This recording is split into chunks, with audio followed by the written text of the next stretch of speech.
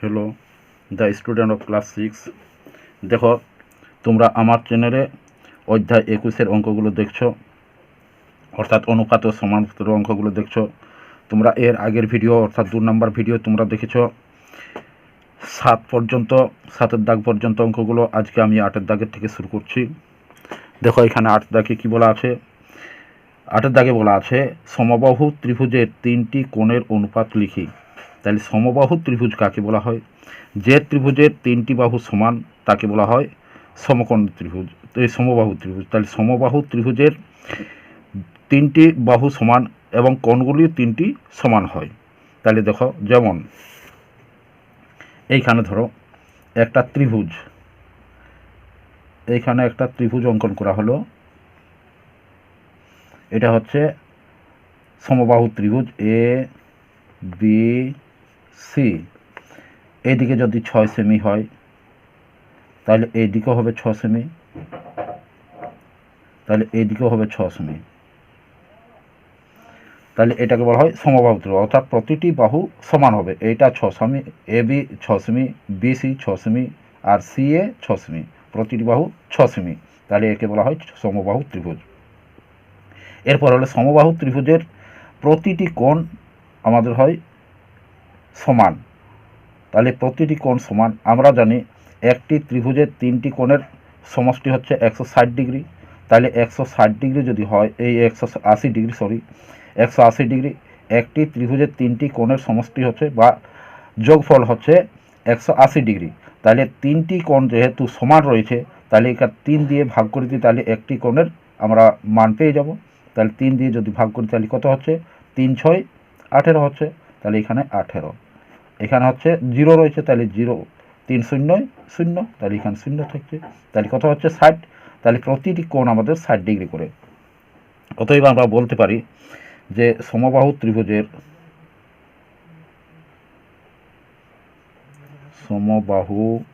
ত্রিভুজের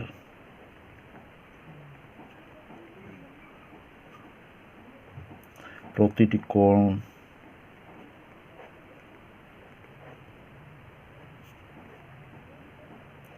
কোণের পরিমাপ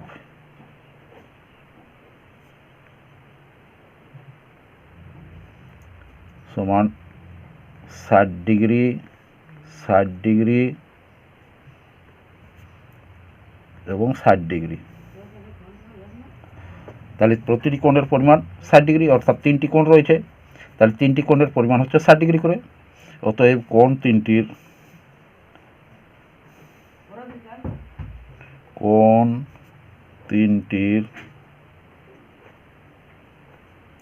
অনুপাত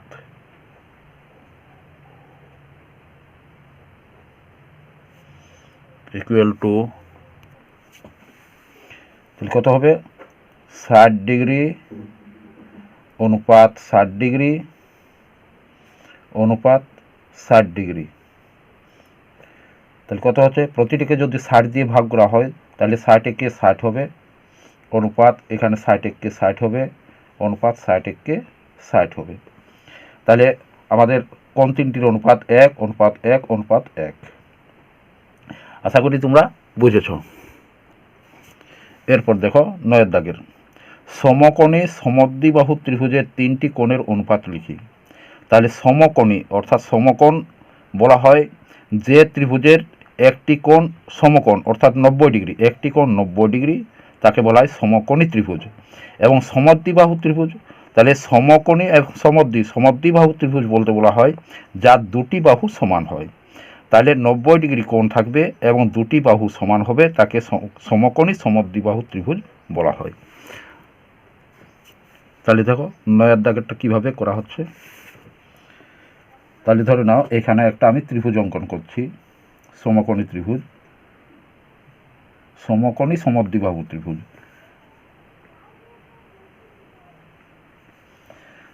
এ বি সি, এই বি কোণটা হচ্ছে আমার সমকোণ অর্থাৎ 90 ডিগ্রি, বি কোণটা হচ্ছে আমার 90 ডিগ্রি। তাহলে দেখো এটা হচ্ছে আমি যদি 5 সেমি ধরি, 5 সিএম, আর এখানে 5 সেমি, তাহলে এখানে যে 90 ডিগ্রি রয়েছে, 90 ডিগ্রি কোণের সংলগ্ন বাহু দুটি হচ্ছে আমাদের সমান, অর্থাৎ দুটি বাহু সমান হলে সমদ্বিবাহু বলা হয়। তাহলে সমদ্বিবাহু ত্রিভুজ, এবং এখানে সমকোণ রয়েছে, তাহলে সমকোণী সমদ্বিবাহু ত্রিভুজ। এরপর দেখো, সমকোণী সমদ্বিবাহু ত্রিভুজের আমাদের একটি ত্রিভুজের তিনটি কোণের পরিমাপ কত? 180 ডিগ্রি। এর আগের মানে 8 নম্বর অঙ্কটা তোমরা দেখলে, তাহলে এইখানে 180 ডিগ্রি রয়েছে, আমাদের তিনটি কোণের পরিমাপ হচ্ছে 180 ডিগ্রি, অর্থাৎ এই 90 ডিগ্রি প্লাস এই দুটি কোণ, তাহলে হচ্ছে আমাদের কত? 180 ডিগ্রি। তাহলে এই 180 ডিগ্রির থেকে যদি এই 90 ডিগ্রি বাদ দেওয়া হয়, তাহলে কত ডিগ্রি থাকছে? তাহলে দেখো এখানে 90 ডিগ্রি বাদ দেওয়া হোক, তাহলে বাদ দিলে আমাদের কত থাকছে? 9 আছে, কত দিলে 18 বলবে 9, আর এখানে হাতের এক অর্থাৎ শূন্য হয়ে যাচ্ছে, তাহলে এখানে 90 ডিগ্রি থাকছে, তাহলে 90 ডিগ্রি আমাদের রয়ে যাচ্ছে। যেহেতু দুটি কোণ মানে দুটি বাহু সমান, অতএব এই কোণগুলো আমাদের সমান হবে। এইখানের কোণটা এবং এইখানে অর্থাৎ এ কোণটা এবং এই সি কোণটা, এই দুটো কোণও সমান হবে। তাহলে কত ডিগ্রি করে হবে এখানে? তাহলে দেখো এখানে 2 দিয়ে ভাগ করে দিই, তাহলে 2 দিয়ে যদি ভাগ করা হয় তাহলে কত হয়? 9 2 4 2 8, তাহলে এখানে হচ্ছে 8, এইখানে থাকছে 1, এই জিরোটা নেমে যাচ্ছে, তাহলে কত হচ্ছে আমার? 5 2 10, অর্থাৎ 45 ডিগ্রি। তাহলে প্রতিটি কোণ হচ্ছে এখানে দুটি কোণের পরিমাণ 45, অর্থাৎ এটা হচ্ছে 45 ডিগ্রি আর এটা হচ্ছে আমাদের 45 ডিগ্রি। তাহলে এখানে লিখতে হবে, অতএব সমকোণী সমদ্বিবাহু ত্রিভুজের সমকোণী সমদ্বিবাহু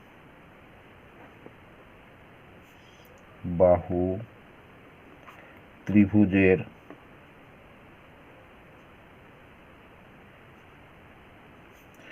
প্রতিটি কোণের কোণের অনুপাত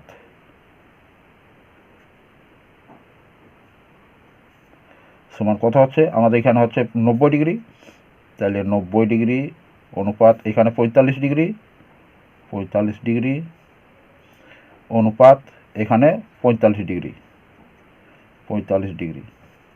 তাহলে দেখো আমরা জানি 45 দুগুণে আমাদের কত হয়? 90। দেখো এখানে 45কে 2 দিয়ে গুণ করে দেখাচ্ছি, 5 2 10 শূন্য হাত থাকে 1, আর 4 2 8 আর কে 9, তাহলে 90 ডিগ্রি। 45 দুগুণে 90, তাহলে এখানে যদি 45 দিয়ে প্রতিটাকে ভাগ করা হয় তাহলে কত হচ্ছে? 2 হচ্ছে, 45 একে 45 হবে, আবার 45 একে 45 হবে, তাহলে কত হচ্ছে? 2 অনুপাত 1 অনুপাত 1, অর্থাৎ সমকোণী সমদ্বিবাহু ত্রিভুজের প্রতিটি কোণের অনুপাত করলে 2 অনুপাত 1 অনুপাত 1 আমরা পাবো।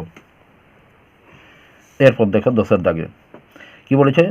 210 টাকা ফাতেমা ও শাকিলের মধ্যে 3 অনুপাত 4 অনুপাতে ভাগ করে দেওয়ার চেষ্টা করি, কাকে কত টাকা দেব হিসাব করি।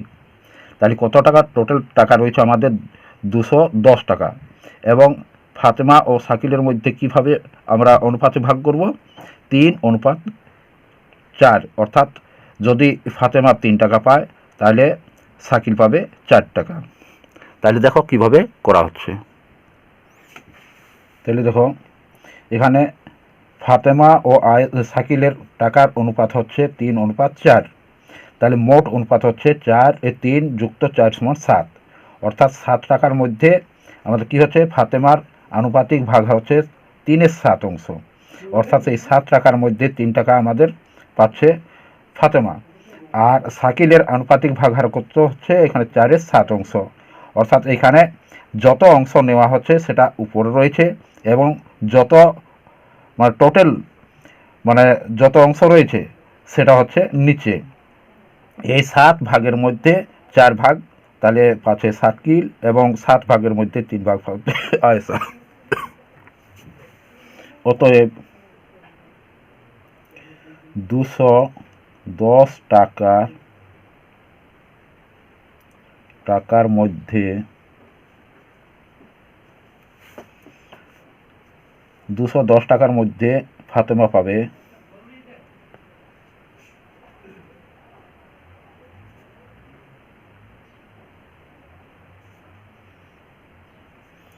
210 গুণিত এখানে ফাতেমার যে আনুপাতিক ভাগাহার রয়েছে সেই আনুপাতিক ভাগাহারটা 3/7, অর্থাৎ 7 দিয়ে যদি আমি কাটি তাহলে 7 3 21 হয়, এখানে জিরোটা রয়েছে এখানে দিয়ে দিলাম, তাহলে 3 3 9 90 টাকা। এবং শাকিল পাবে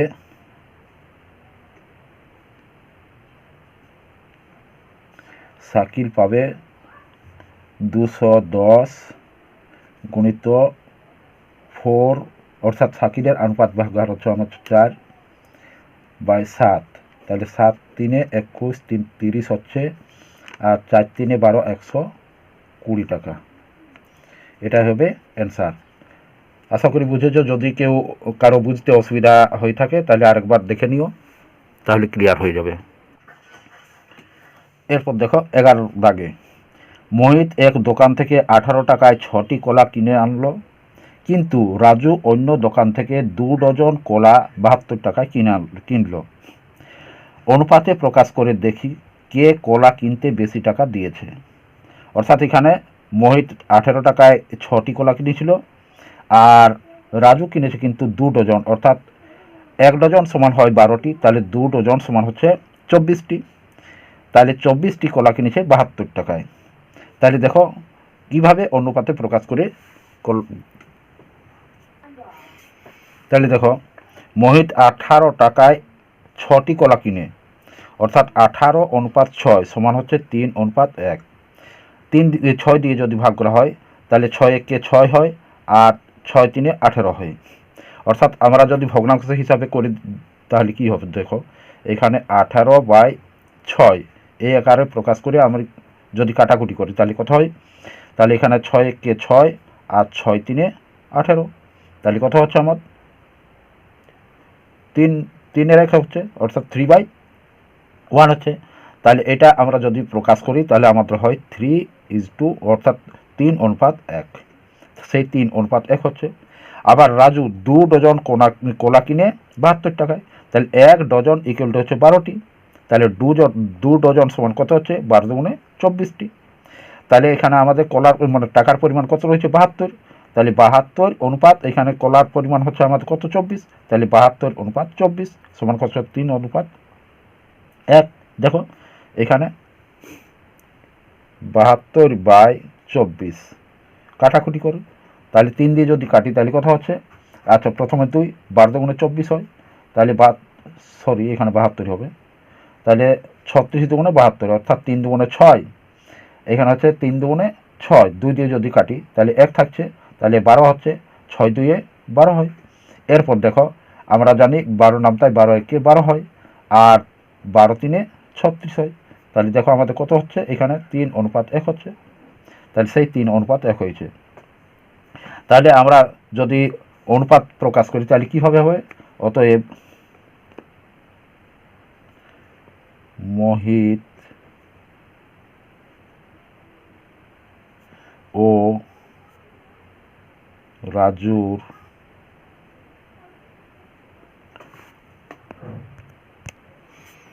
তাহলে দেখো মোহিত ও রাজুর কলা কেনার অনুপাত কি হচ্ছে, এখানে আমাদের হচ্ছে 72 অনুপাত। তাহলে আমাদের এখানে কি হচ্ছে, প্রথমে দেওয়া আছে মোহিতের 18:6, তাহলে এখানে আমি লিখি 18 অনুপাত, এখানে আমাদের টাকার পরিমাণ কত আছে, রাজুর টাকার পরিমাণ লেগেছে 72, তাহলে এখানে 72 সমানুপাত, এখানে রাজুকে দিতে হয়েছিল মানে কিনেছিল 18 টাকায় কটি 6টি ওই মোহিত, তাহলে মোহিত 18 টাকায় 6টি কিনেছিল, অর্থাৎ এইখানে 18 টাকায় 6টি কিনেছে, তাহলে এখানে 6 অনুপাত আমাদের কত হবে, এখানে রাজুই কত পেয়েছিল 24টি, তাহলে এখানে 24। অর্থাৎ দেখো আমাদের এইখানের গুণ এইখানে যদি করা হয়, অর্থাৎ প্রথম পদ গুণিত চতুর্থ পদ যদি করা হয়, আর দ্বিতীয় পদ গুণিত তৃতীয় পদ যদি করা হয় তাহলে আমাদের সমান হবে অনুপাতটা, তার জন্য এখানে সমানুপাতে প্রকাশ করা হয়েছে। তাহলে আশা করি তোমরা বুঝেছো। তাহলে সমান সমান হচ্ছে এখানে কত হবে আমাদের 3, তাহলে 3:1 যদি আমরা করি এখানে কাটাকুটি করি তাহলে আমাদের হবে 3:3, আর 1:1 সেটা কিন্তু আমাদের প্রয়োজন নেই, এটা আমাদের করার দরকার হবে না। তাহলে এটাই আমাদেরকে বলা হয়েছে যে অনুপাতে প্রকাশ করে। আশা করি তোমরা বুঝেছ। তাহলে দেখো এখানে হচ্ছে 18:6 অর্থাৎ মানে এখানে হচ্ছে 3:1, আর এই রাজুর ক্ষেত্রে হচ্ছে 72:24 অর্থাৎ 3:1। তাহলে আমরা যদি অনুপাতে এখানে প্রকাশ করেছি, যদি আমরা অনুপাতে প্রকাশ করি তাহলে আমরা দেখতে পাবো যে উভয়ে সমান সমান টাকা দিয়েছে, উভয়েই সমান সমান টাকা দিয়েছে। কারণ এখানে থেকে এখানে যদি গুণ করা হয় তাহলে যত হবে এখানে মানে দ্বিতীয় পদ আর তৃতীয় পদ গুণ করলেও ঠিক ততটাই হবে। অতএব সমান সমান টাকা দিয়েছে। অতএব উভয়ে কলা কিনতে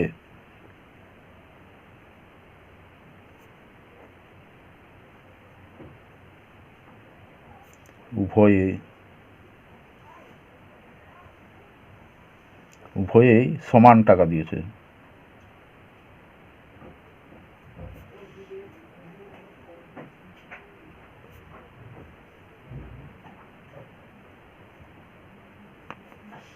এটা হবে অ্যান্সার। এরপর দেখো 12 দাগের। 12 দাগে কী বলা আছে যে আমাদের স্কুল থেকে আয়েশা ও কামালদের বাড়ির যথাক্রমে 1 কিমি ও 600 মিটার দূরে। আজ আয়েশা ও কামাল বাড়ি থেকে যথাক্রমে 20 মিনিটে ও 12 মিনিটে স্কুলে এসেছে। অনুপাতে প্রকাশ করে দেখি ওরা একই সময়ে না একজন আগে স্কুলে এসেছে। একই সময়ে দুজন স্কুলে পৌঁছেছে না একজন আগে স্কুলে পৌঁছেছে, সেটা অনুপাত করে প্রকাশ করে আমাদেরকে দেখতে হবে। তাহলে দেখো কীভাবে অঙ্কটা করা হচ্ছে, আগের যেমন করা হয়েছে ঠিক ওইভাবেই করা হবে এটাও। তাহলে দেখো আমাদের স্কুল থেকে আয়েশার বাড়ির দূরত্ব হচ্ছে 1 কিমি। অতএব 1 কিমি সমান হচ্ছে 1 গুণিত 1000 মিটার। 1000 মিটারে 1 কিলোমিটার হয়, অতএব 1000 মিটার। এবং কামালের বাড়ির দূরত্ব হচ্ছে 600 মিটার। তাহলে 1000 মিটার দূরত্ব আয়েশা যাচ্ছে, 1000 মিটার আয়েশা যায়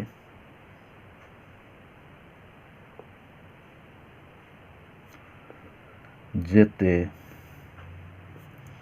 আয়েশার সময় লাগে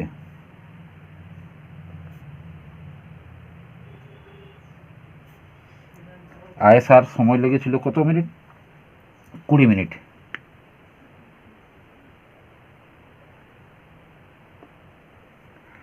অতএব 1000/20 সমান কত হচ্ছে আমাদের? দেখো এখানে যদি আমরা কাটাকুটি করি এইভাবে 1000/20, তাহলে দেখো এই শূন্য আর এই শূন্য কেটে যাচ্ছে, তাহলে 2 দিয়ে কাটো, 5 2 10 হয়, তাহলে এখানে জিরোটা রয়ে যাচ্ছে, সেই জিরোটা এখানে দিয়ে দিচ্ছি, তাহলে এখানে 1 হচ্ছে, অর্থাৎ 50/1।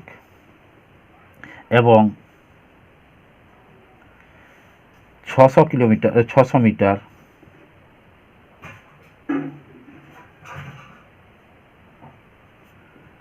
যেতে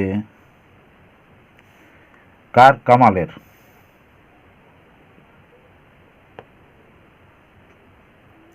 সময় লাগে